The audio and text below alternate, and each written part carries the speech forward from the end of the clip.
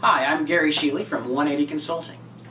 In the late 1960s and the early 70s, Walter Mischel, who was then at Stanford University, conducted a behavioral experiment that has come to be known as the Marshmallow experiment.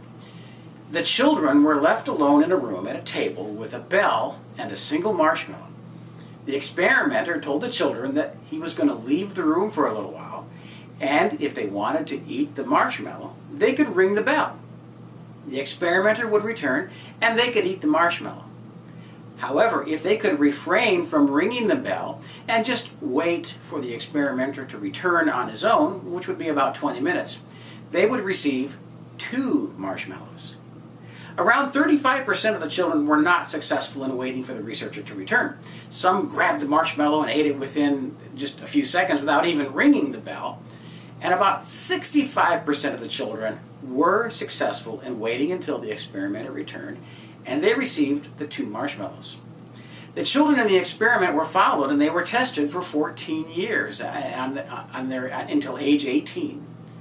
The researchers found that those who, at age 4, had been able to delay gratification and wait for the researcher to return scored about 210 points average higher on the Scholastic Aptitude Test. And those who waited were also described as more socially competent. They performed better under stress. They were more persistent in the face of difficulty. They were more skillful at planning and following through.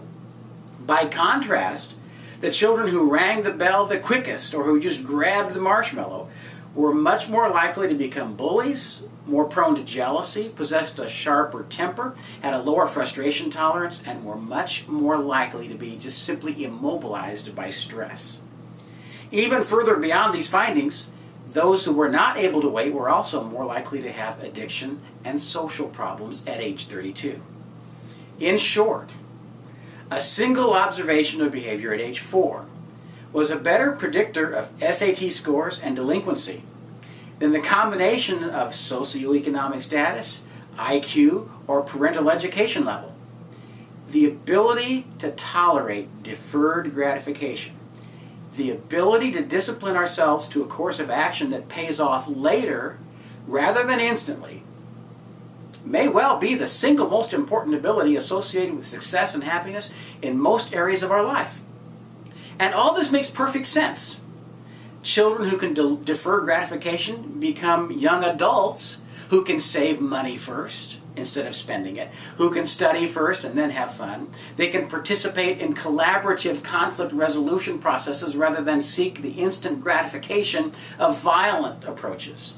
They can follow through with college coursework and earn a degree.